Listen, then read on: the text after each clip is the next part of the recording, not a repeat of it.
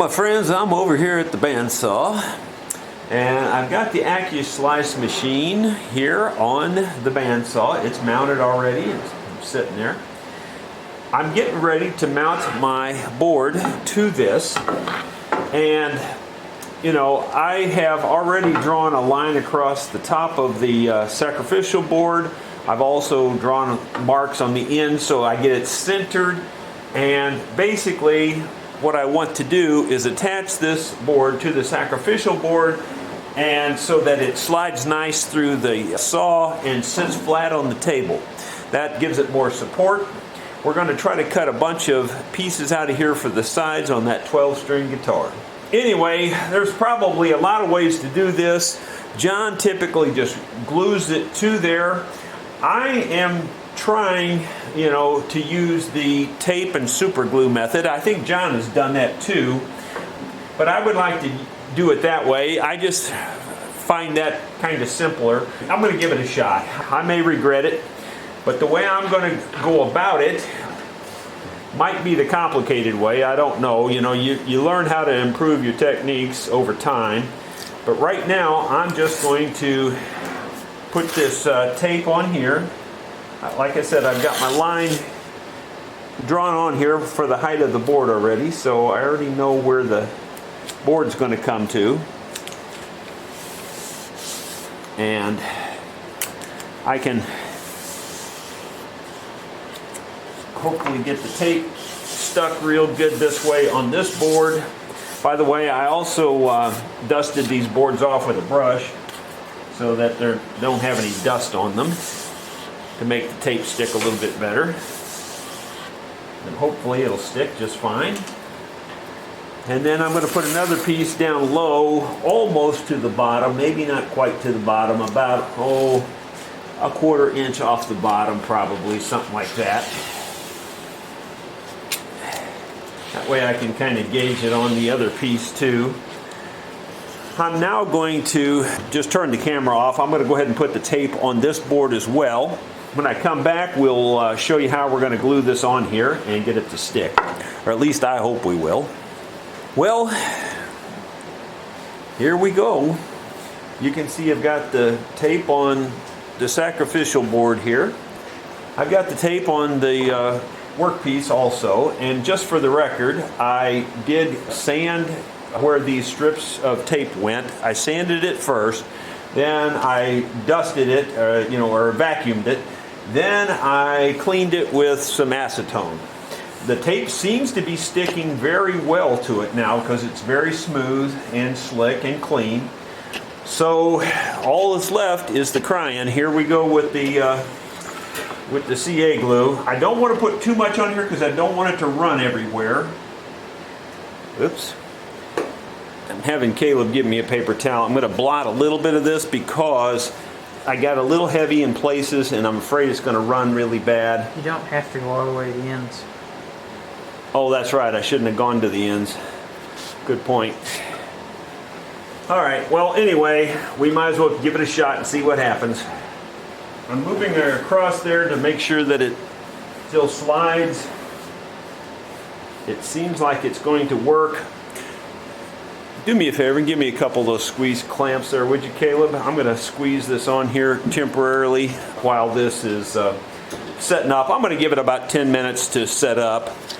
CA glue sets up pretty darn fast, but I'm just going to go ahead and give it a little bit of extra time. I think that makes sense in this case. I think I'll go get some bigger clamps, but I'll come back here in a few minutes and we'll show you what we're doing to do next. Well, I'm waiting for the glue to set up here a little bit more. It's been already 5 minutes or so. I'm just going to let it set a little bit longer. I thought I'd give you a little bit more of an in-depth overview of this Accu-Slice system. These two yellow objects that you see here, yellow and black, are magnetic clamps. They clamp down to the table to keep this whole thing rigid, to keep it from sliding at all. There's two little screws here that slide the whole thing on these two rails on the ends. And so the whole thing slides back and forth. You can tighten these down, that stops it from sliding, and then you can tighten this down, which tightens it down to the table also. And so that way, you know, everything's fairly rigid. So right now I have it moved over where it's just touching the blade, and I've got everything tightened down. Then you've got the accurate adjustment right here. And this is a micrometer, just like a regular micrometer you would use for machining. It measures in thousandths of inches, so it's really accurate. Thus the Accu-Slice. And so once you get it touching your blade here, and I'll verify that when I get all the clamps off, and once you're satisfied that you're right at your blade, then you dial in 50 thousandths, which is your blade thickness. Then you dial in the thickness of the piece of wood that you want. So what I'm going to do, once I get the blade set exactly where I want it, I'm going to dial in my 50 thousandths, and then I'm going to dial in about 100 thousandths for the first piece. Now I really only want them to be about 70 thousandths. Ordinarily, John recommends slicing off a very thin waste piece.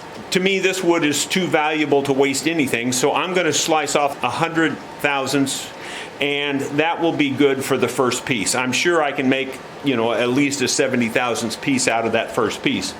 But then after that, I'm going to dial in my 50 thousandths for the blade thickness, and then I'm going to dial in about 85 thousandths.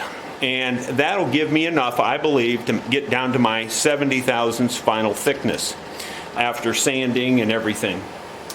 I'll give it some more thought on my exact numbers, but I think that's pretty close. I might go 90 thousandths on the additional pieces. I'm not really sure. Anyway, that's how it works. It's super accurate. I tried to duplicate the results by just sliding wood through the fence. It's not even close compared to how accurate this is. Well, you can see I've got the clamps off of the board. I've slid the board back out of the way. But before I did that, I rubbed the board across this blade, and it is just touching the blade all the way. So it's just right on the money. And so now I'm considering that, right perfectly flush with the outside of that board. So now I'm going to dial in my 50 thousandths. So over here on my little dial, as you can see right here, I think. You can't see it very clearly, but at least you see what I'm doing. I've got my magnets loose, and I'm going to dial in 50 thousandths. Now that's my blade thickness, so that moved it the thickness of this blade. Now I'm going to dial in another 50. Now that gives me a 50 thousandths cut off of this board, and then I'm going to dial in yet another 50. So I'll end up with a real thin board that's 100 thousandths of an inch thick. And I'm going to lock my two magnets back down. For a sanity check, I'm just going to look at it and see if it looks like that's what I'm going to get. And it does look like that's what I'm going to get. I'm going to pull my rollers down just a little bit. And just making sure I'm going to clear them. Yeah, I'll still clear them there. I think we're ready for contact and see what happens. So here we go. Every time it rains, Lord, I run to my window. All I do is just wring my hands and moan. Listen to that thunder roar, can't you hear that lonesome wind blow? So tell me, baby, now why you been gone so long? Tell me, baby, now why you been gone so long? You been gone. Now that turned out really nice. I'll be honest with you and tell you that I think it's a little thinner down here than it is up here, which is why John always recommends cutting off that first waste piece. I'm hoping that I'm still thick enough down here to use it, but I'm going to check it. I think I am. It might only even be a little under 70 thousandths. That's a possibility, but even if it is, I think I can still use it. So let me check it here. It's 80 thousandths on the money right there. I'm pretty sure we can clean that up and make that a good board. So that worked really nice. It's just really nice. This came off like this, so I'm going to lay it over here. And we're going to lay them, keep them all book matched that way. Now, I have to pull this back now. And I've cleared my blade. And I'll just move it down here for the camera so you can see what I'm doing. I'm going to loosen my magnets. I'm going to dial in 50 thousandths for the blade. Then I'm going to dial in 50 thousandths for the next cut. And then I want 35 thousandths more, which would give me 85 thousandths. So there's 10, 20, 35, and I'm going to lock this down. Now that'll give me an 85 thousandths piece. And what I've been finding is my blades have been just a little under 50 thousandths, so I'm expecting this to come out just a slightly over my 85 thousandths. But that's okay. That, you know, I'm good with that. So we should be good to cut the next one, and we cut really, really, really slow. The slower you cut, the better, the smoother you get. So that's what we're doing. Here we go. Oh, now, tell me, baby, now why you been going so long? The wolf is scratching at my throat, Lord, Lord, and I can hear that lonesome wind moan. So tell me, baby, now why you been going so long?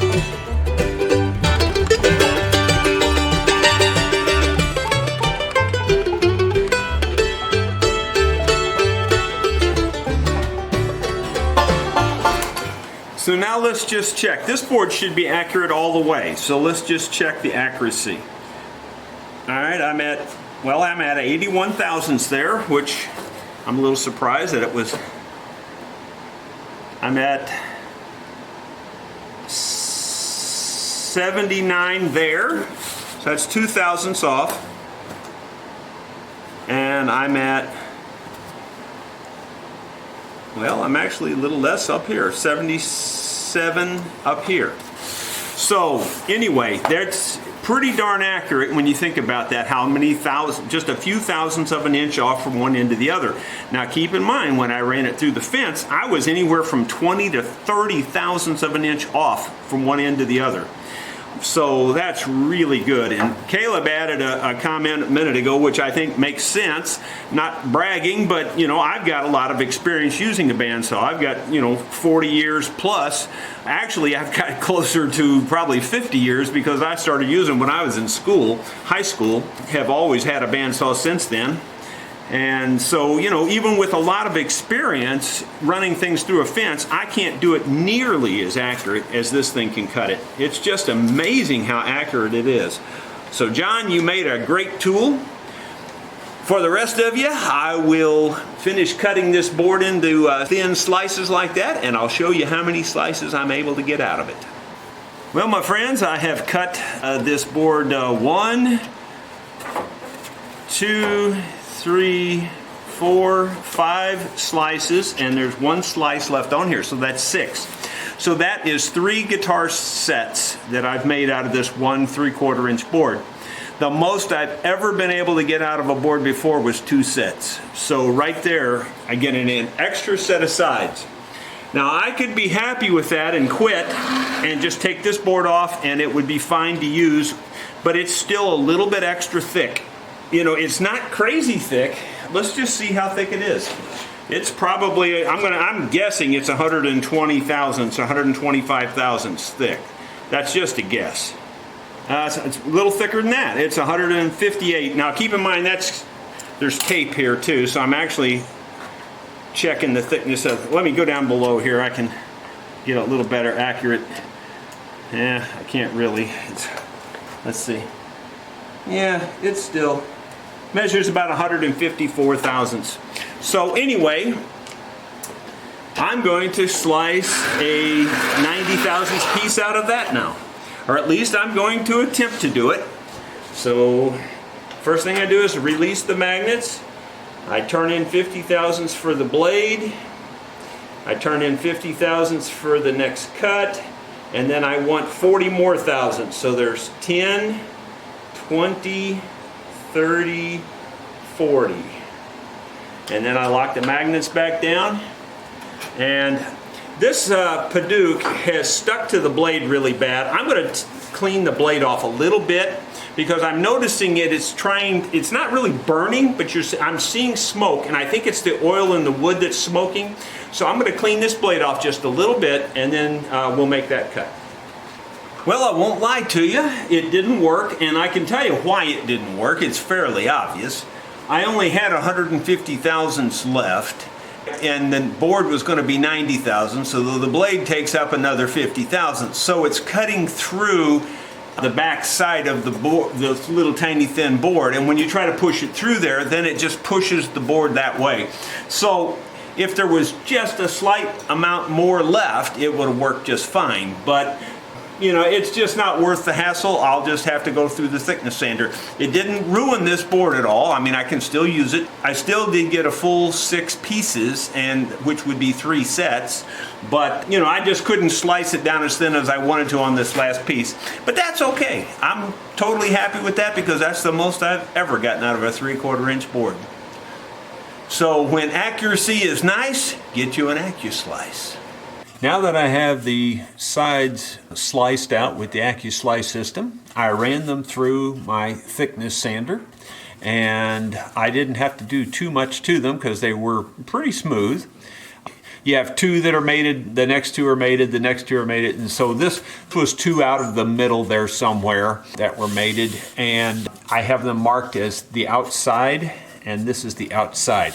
I've taped them together, and I have drawn the profile of the side here in pencil. I don't know if that'll shine. Yeah, you can see it a little bit there. Anyway, I've drawn the profile on there. And now I'm just going to go over to the bandsaw and cut them both with one cut. And I just have them taped together, probably a little overkill on the tape. That way they can't move on me while I'm sawing the profile in the sides there. I have the light behind this to reflect on the pencil mark so that I can see it as I'm sawing this. And here we go.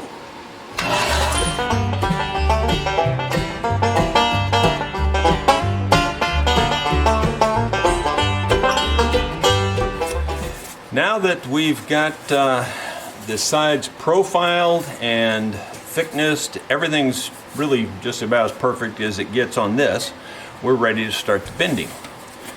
Before we start the bending, I just thought I'd show you how book matched they are, and it does show up there, I think, pretty well. The grain matches from one piece to the next there at the seam. So, and that travels all the way around. These 2, I have them marked as out. Those 2 grew together like that. So those 2 faces are almost, you know, identical because they were touching one another. So that's why I put them on the outside. And that way the grain will be virtually identical from one side to the other. Thought I'd give you a different view. So I've got the camera set up behind the bending table today. And the temperature you can't see, of course, but it's up to 410. I have it set at 430, so that's close enough to get started.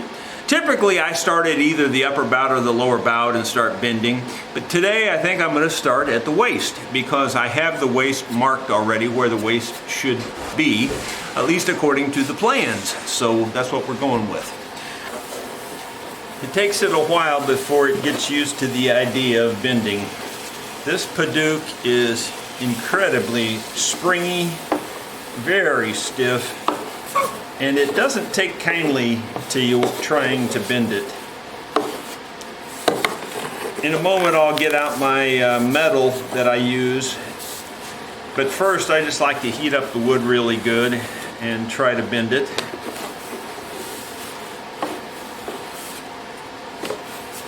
As you can see, there's almost no bend in that at all. It doesn't like it. Well, that approach is getting me nowhere fast, so I'm going to try the metal and see if that makes a big difference. Should.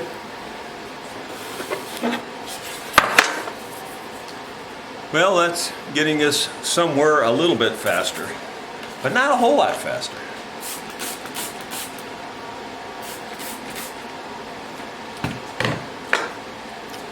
If you're looking for instant gratification when it comes to bending Padauk, you're going to be disappointed. You can see a little hint there. That doesn't look like much, and the fact is, it's not much. Probably why it looks that way. Got a little bit more on it that time. The technique that actually works the best but can also create the biggest problem is just holding it in one spot and just keep pulling and pulling. And that works the best, but it can also create a catastrophic failure if you're not careful. That's pretty good bend. That may be enough. I'm going to check it against the mold.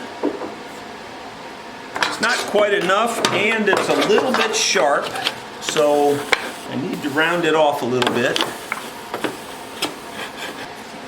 That's fairly close right there. I'm going to try to round it a little bit more.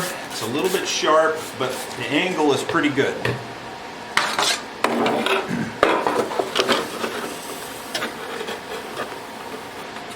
Okay, so now we have a bigger battle. We've got to get this whole lower bout to bend, and it's the widest spot on the side, so it's technically the strongest part of the side here.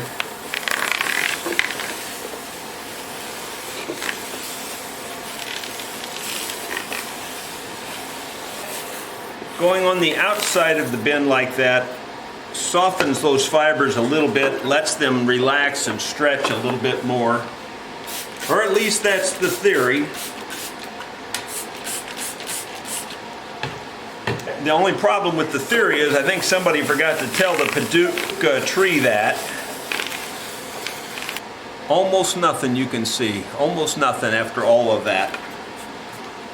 After getting almost nothing but just softening the wood a little bit, I'm going to the metal here and we'll see if we can speed it up a little bit.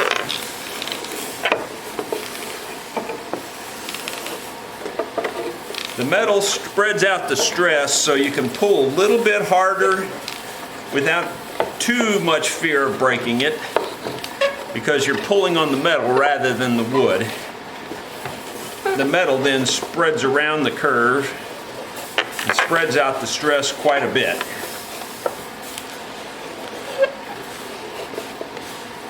But that doesn't mean it's going to be easy.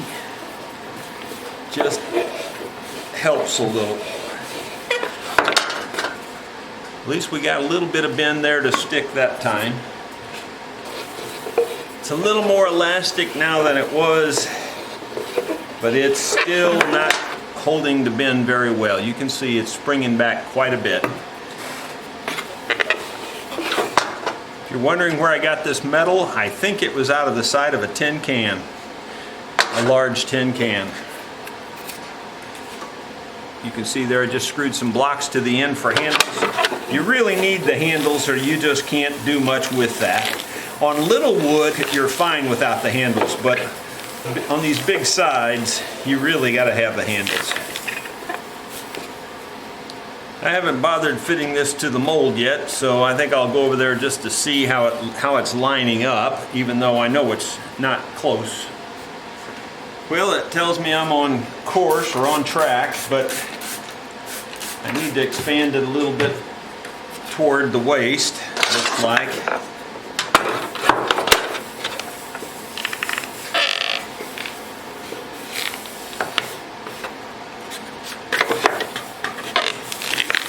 Might as well address the comments that come in about the steaming and the boiling and all those things. Trust me, I've been there, done that lots and lots of times, not just once. I had a regular steamer made for sides and just found out that it just doesn't work all that great for me. It might work great for you, just didn't work that great for me, especially with Paducah. The Paducah has a weird property, and you can believe this or not, but I've done it enough times that I believe it. And that is, you can actually boil the Paducah in water, hot water, for an hour, and it's just completely soaked and saturated, and all the red dye has come out into the water, and you know the wood is really saturated and hot and soaked. Then you take it over to your bending jig, and before you can get it in the bending jig, it is already dry. That's what Paducah does. That's why the steam doesn't work for me on Paducah. You can steam it, saturate it, and by the time you get it over to your bending jig, which is just 10 seconds away, it's dried out already. And you think, no way. It does, I'm telling you. I've done it a gazillion times, and it dries instantly.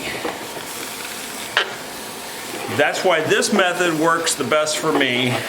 It holds the water between the metal and here and keeps the steam right in the wood while you're bending it. That's why this method works when the other methods don't seem to work at all for me. I have been successful boiling it and putting it in the jig, but I've also broke a lot of sides that way. And when you're dealing with wood this expensive, you don't like to break sides. So I've gone to this method, and knock on wood, and sure as I say this, I haven't broken any sides this way. But you should never say that on camera. I know that. But I'm just being truthful. That's the truth so far.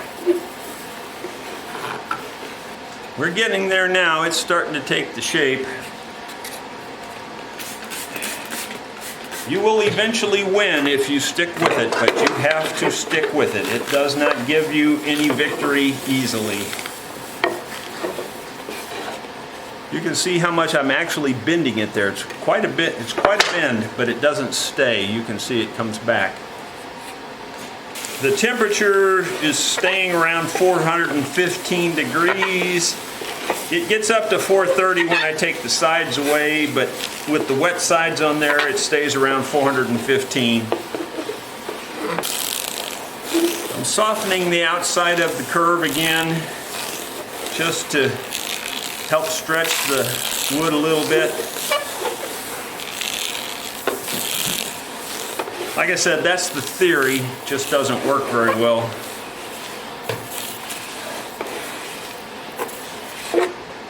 My secret hand just picked up my water bottle that fell on the floor. That was very helpful. Thank you, secret hand. You probably didn't realize I actually had 3 hands.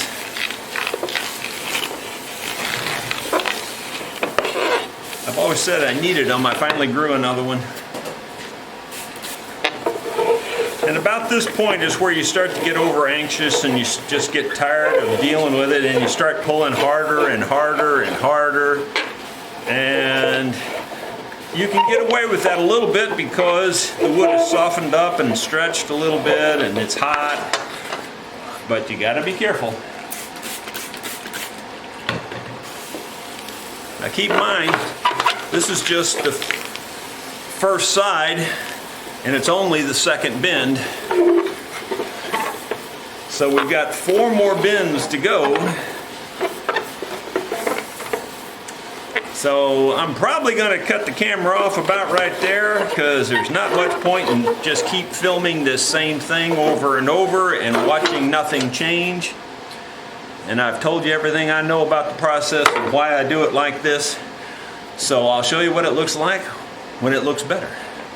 I think you can see we've got it in the mold now, and it's looking pretty good. It fits the mold to the outside edge just almost perfectly. Now, of course, I've got stretchers in here and things to keep it spread out that way, but that's kind of normal. The wood wasn't under much stress to get it to fit the mold. You know, some sides are so stressed that, like if you were to take the back off, they would just spring out. I don't think these would do that. Once I get the lining in there and everything, they're going to hold themselves just fine, because there's not a whole lot of stress there. Well, my friends, this 12 string is moving right along. You can see that it has advanced quite a bit from the last time you saw it. You know, I took my time and bent those sides with my bending iron. And of course I put them in this press. So I use these clamps to hold it tight to the mold. I also, off camera, made a whole bunch of this kerf. You've seen me make that before. You can look on previous guitar build videos if you want to know how I make the kerf. I make it on the bandsaw, and it's in real good shape. I made it out of, well, it's either mahogany or sapele. I think it's the sapele stuff. But anyway, it's perfectly fine for a kerf like this. And I've got the end blocks glued in too, as you can see. I also have wax paper behind that joint so that it shouldn't stick. So we should be free and clear there.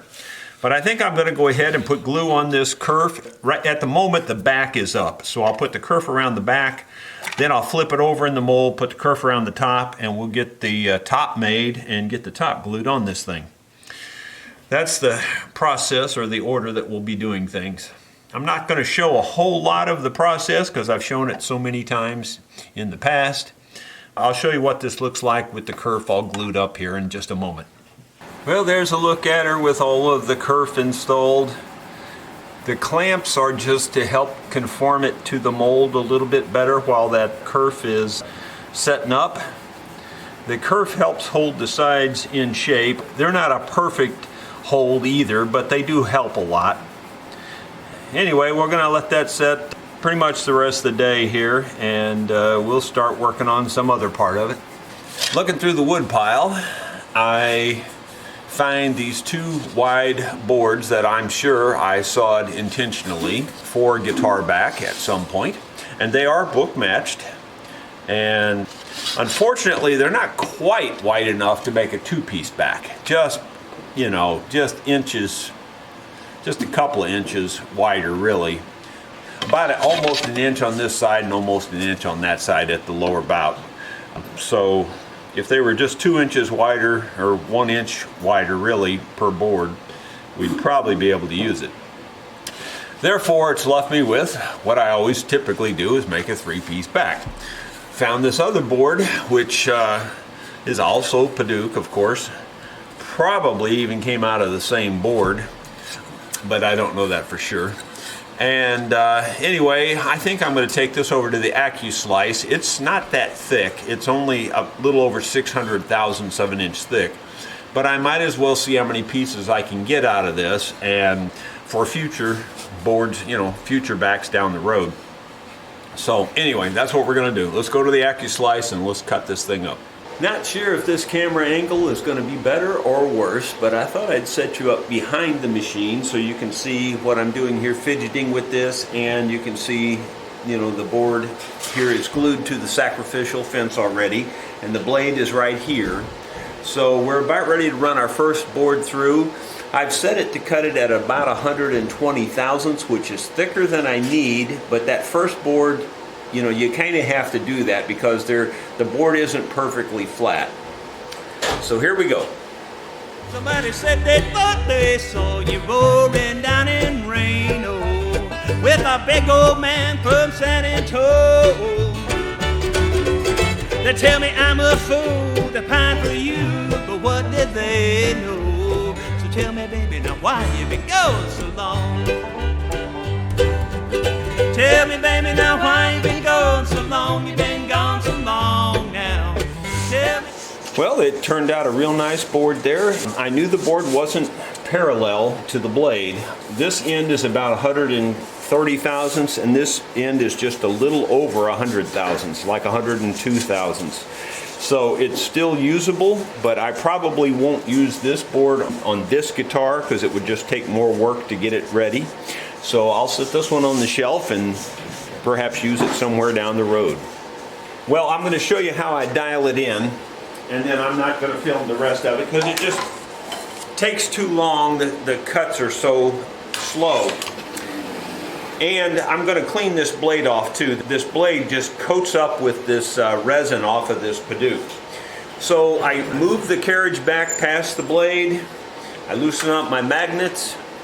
I dial in 50 thousandths for the blade thickness. That's 1 full revolution of this dial. I'll dial in another 50 thousandths for that would be like a 50 thousandths inch thick board. I'll dial in another 50 thousandths. That would be 100 thousandths inch thick board. And I'm going to dial in another 15 thousandths to give me room to clean it up. And like I said, I'm not going to film any more of it. I'll lock my magnets back down here and I'll make my next cut after I clean the blade off. For the record, the second board came out beautiful. It's 119 thousandths at one end, 120 thousandths at the other end. You can't get much more accurate than that. I mean, the board is just absolutely perfect. I should be able to get, I think, 2 more boards out of this. So that'll be a total of 4 boards that I got out of that 600 thousandths thick piece, which would be great. It's amazing. And anyway, one of them might actually be a little bit thin, but overall it should work, I think. I wanted to just add one thing, and that is when I first started using the Accu-Slice and filming it for you, I kind of felt like I owed John Manura, you know, because he gave me this machine and it was a favor. But I'm telling you straight up now, I'm using it because it's actually saving material. I'm getting more yield out of my boards because I'm using this Accu-Slice. And on these expensive boards, that's important. And here's a look at the 4 boards that I was able to saw out of that one board. There you go. All 4 of them. And all 4, I believe, are usable. The first one I cut is, you know, on the edge of too thin, but I think it'll work fine. Depends on the instrument, and it may work on this instrument. I don't know though. Pretty sure I'm going to keep the back at about 100 thousandths. It wouldn't hurt the back to be a little bit thinner because, you know, you're just trying to lighten the instrument up and let it vibrate more. So the only danger you run into is just strength, but it shouldn't be a problem. This is very strong wood. So yeah, even these little thin boards, and this is the thinnest one, they don't bend real easy. I mean, you got to put some pressure on that to torque that much. They're a pretty stout board. But you can also see how I always mark things before I cut them, and that way you can line them back up. You put a few marks across there, and then you can always line them back up, and you know which board was next to which one in case you're trying to book match something. So anyway, just another little tip there. But that turned out really well. My next step will be to thickness all of these boards and then join them together to make the back. My friends, I've made a lot of progress on this 12 string, but it's been over a week or so. It's been several days since I've looked at it or touched it, but here's the current status. I'll show you where we're at and what we're planning to do next. You can see the sides are all completed. The kerf is installed. I haven't cleaned up the glue squeeze out yet. There's a little bit of glue squeeze out and things like that, and we'll get to all of that down the road. Not worried about any of that at the moment. But basically the sides are finished. Except for, you know, I'll put reinforcements in here, all through here, so that has to be done yet. I have also used the Accu-Slice system to slice off boards for the back, and unfortunately 2 of them are not wide enough to make the back, so there will be 3, and I will of course do the standard little deal where you taper that down, and so the back will be tapered something like that. And we'll put our custom binding that you saw me make in the previous video on this 12 string. We'll put that purfling, or whatever you want to call it, down through the center to separate these. So that's ready to be done, but I'm not going to work on that next because the next step is putting the top on this thing. And so I'll be working on the top primarily. I've selected from my several pieces that I have, all of these are really high-end pieces of wood for the top. This one being one of the very best, I think. And if you look on there, he had penciled in $200 for this set. So these 2 boards, each board is $100. So this is not the kind of wood you want to screw up on. But that's where we're headed on next, is we're ready to join this together and start the process of making the top for this guitar.